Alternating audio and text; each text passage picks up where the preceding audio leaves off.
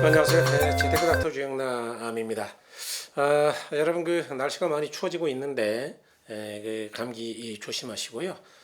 뭐 시간 나실 때 재미삼아 유튜브를 틀어 두시고 들어보시면 일단 뭐 피와 살이 되는 정보니까요. 참고하시면 좋겠습니다. 여러분 제가 최근에 불법 채권 출시면은 어떻게 대응할 것이냐 뭐 이런 걸 주제로 말씀드린 바 있습니다. 오늘은요 금융상품 투자 시 어떻게 위험에 대처할 수 있느냐라는 부분을 말씀드리고요. 나중에 결론적으로 금융상품과 부동산 투자의 차이점이 어떤 건지 말씀을 드려보겠습니다. 금융투자 상품은요, 일단 늘 원금 손실의 위험이 존재한다는 점을 명심하셔야 되겠습니다.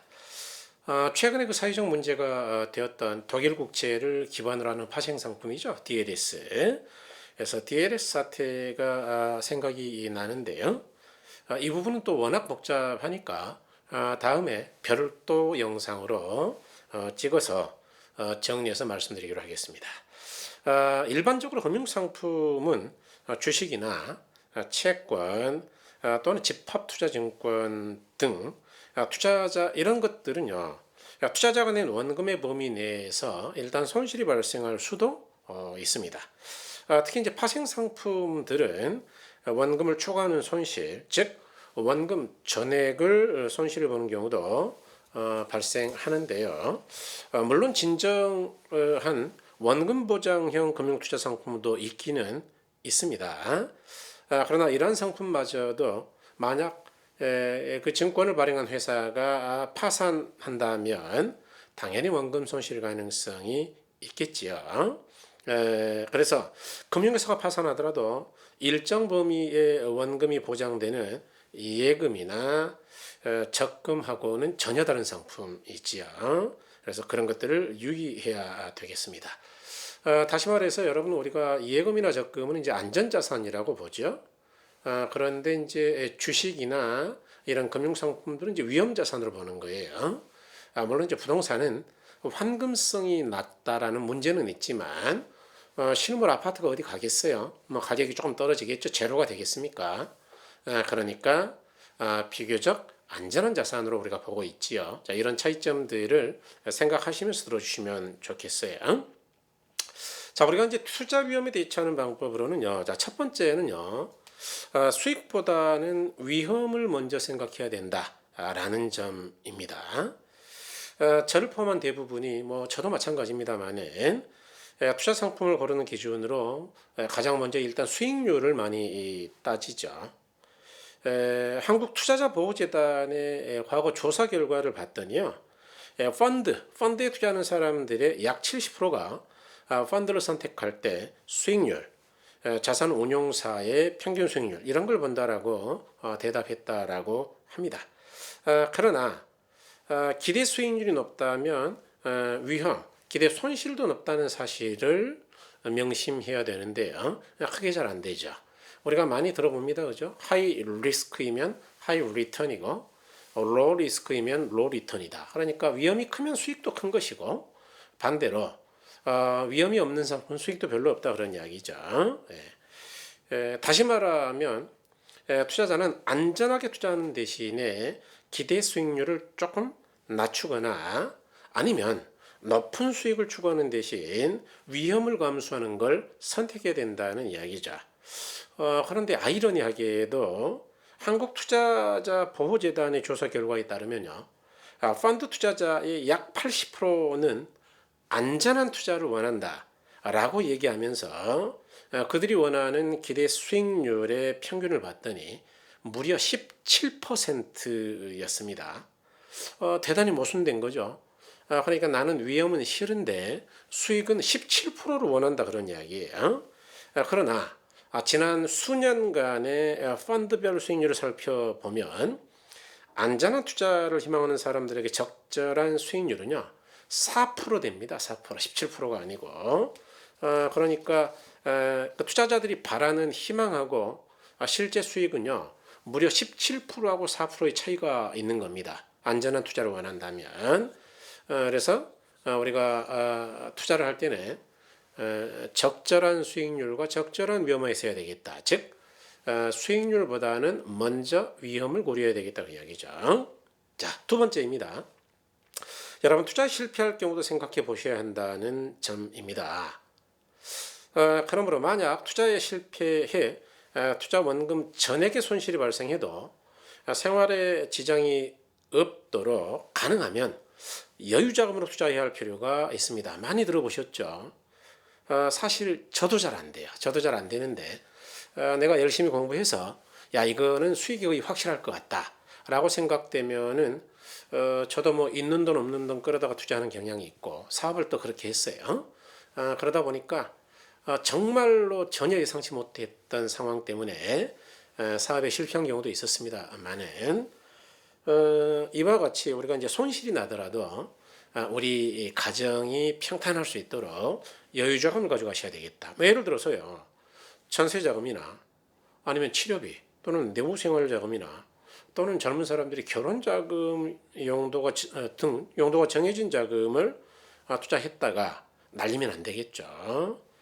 그래서 이제 금융회사 직원들의 설명만 믿고 내가 공부해보지도 않고 공부해봐도 안 될 때가 있는데 이 금융사 직원들의 설명만 믿고 경솔하게 투자를 결정해서는 절대로 안 되고요. 투자 금액을 줄이거나 또는 더 안전한 투자 방법을 선택하는 등 가능하면 신중에 신중을 기해야 되겠다라는 게 두 번째 이야기고요. 그다음에 이제 세 번째입니다. 여러분 그 금융회사 직원과 충분한 상담을 통해서 투자 정보를 얻고 설명하는 직원의 투자 지식도 가늠해 볼 수 있어야 되겠어요.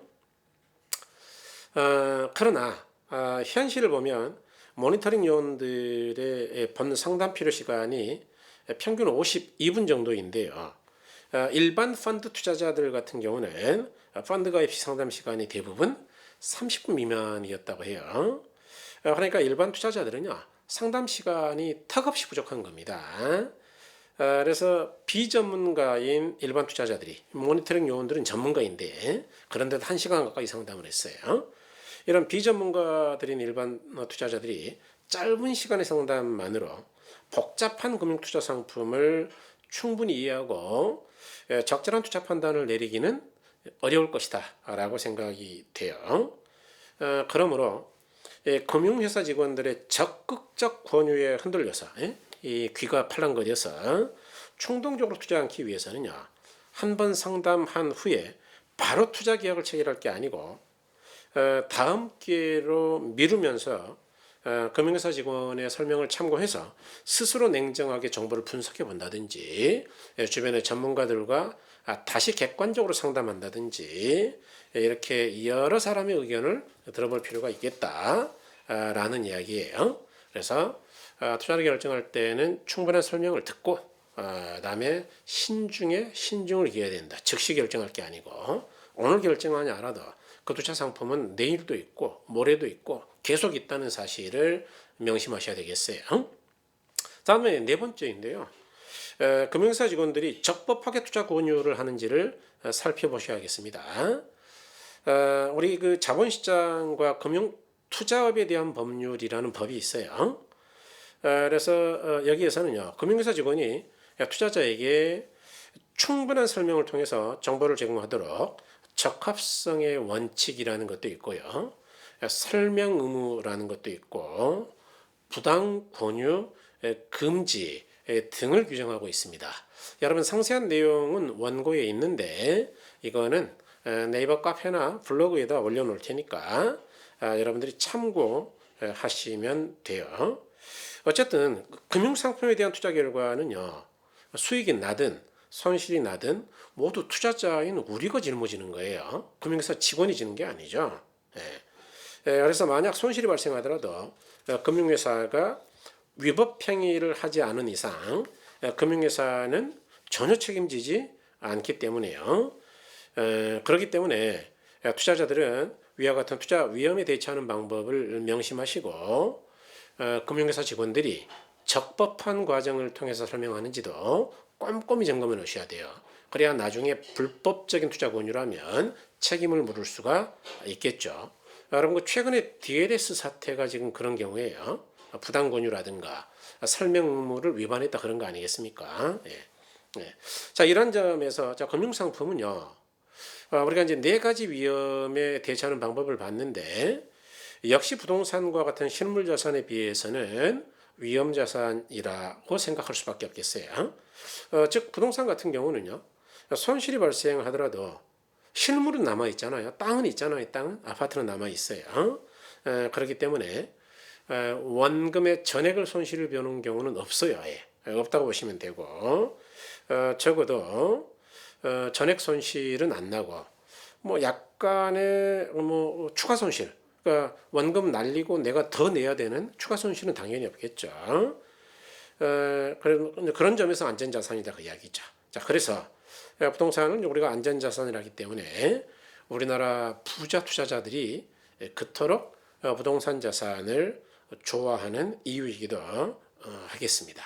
그래서 이제 여러분 금융투자 상품도 공부가 많이 돼야 되고 물론 우리가 많이 공부했으면 수익을 위해서 투자를 해야 되겠지요. 그렇지만 부동산에 대한 공부가 금융상품에 대한 공부보다 조금 더 쉽고요. 그다음에 손실 위험도 적다는 점을 명심하시고 쭉 우리가 뭐 유튜브든 아니면 뭐 블로그건 공부를 쭉 하셔야 되겠어요. 아니면 뭐 학원을 다니시는 것도 좋은 방법이 되겠습니다. 방송에 상했던 자료나 원고는 뭐 아까 말씀드린 대로 네이버 카페 블로그에 올려두겠습니다. 다음으로는 여러분 요즘 사회적으로 엄청나게 시끄러웠죠. 그래서 DLS 사태에 대해서 말씀을 드리도록 하겠습니다. 많은 분들이 관심이 있으실 것 같아요. 여러분 늘 말씀드렸습니다만은 요즘 이제 100명을 돌파하고 나서부터는 이제 구독자가 막 빠르게 늘진 않아요. 그래서 제가 약간 지쳤는데요.